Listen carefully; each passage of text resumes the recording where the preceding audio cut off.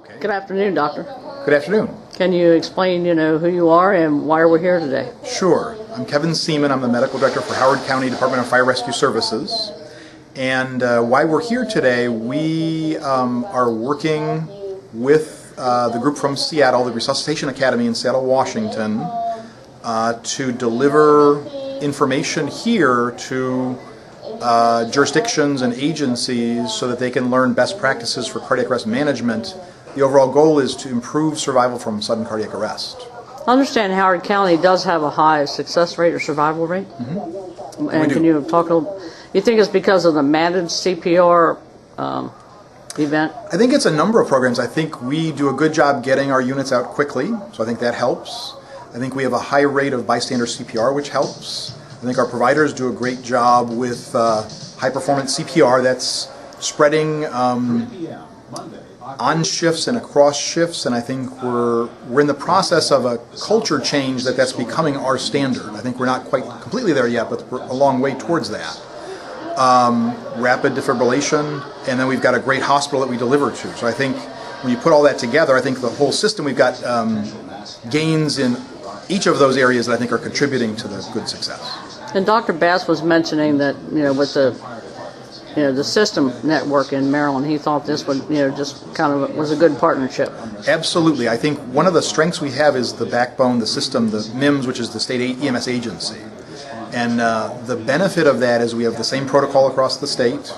We have designated cardiac intervention centers, which are centers that we can take people that have cardiac arrest. We get back from cardiac arrest to get state-of-the-art treatment, such as therapeutic hypothermia, things like that.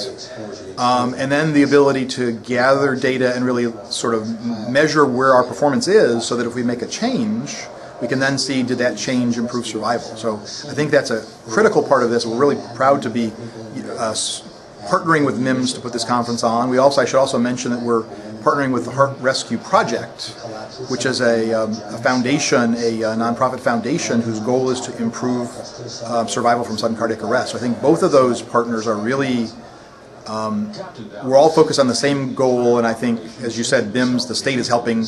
We're going to spread this. We have 4 of the 5 Maryland EMS regions here at this conference. Mm-hmm. We have 13 Maryland jurisdictions here, and I think the goal will be to spread this even further in the state to try and share the message.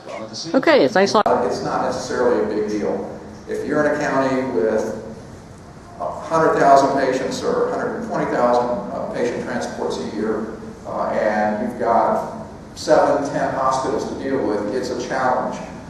And I'm telling you, it's going to be a challenge, but I will also say that we're here to help you in that regard. My goal is to try to figure out how to do this electronically, to link eMeds to the hospital records, and so that we get emergency department outcome and then hospital outcome, etc. That's going to take a little while. In the interim, we're going to have to figure out how to do this manually. So here's my pledge to you. I pledge to resurrect the Cardiac Arrest Task Force, engage you guys in that, and begin to look at these issues about how we can help each other, how we at the state can help you, how we can create the structure, the infrastructure, the patient care reporting system, quality assurance, medical oversight, EMD, all of that, help you at the local level pull all of it together and make it work. So again, thank you for being here, being here. This is the beginning of a journey for us, and I'll tell you, this program has our full support at MIMS. I will pledge to you that we will work with you. We will try to put the elements in place.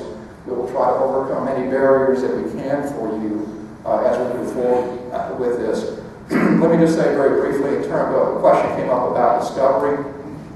Quality assurance under MIMS is protected. We have not yet lost a challenge to that law. We got several attorney generals, some of you know them, Monty McGee, Sarah Setti, who were absolutely dedicated to making sure that our quality assurance information is protected.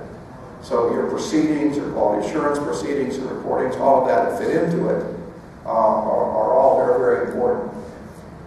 And we'll make sure that we try to back you up at the state level.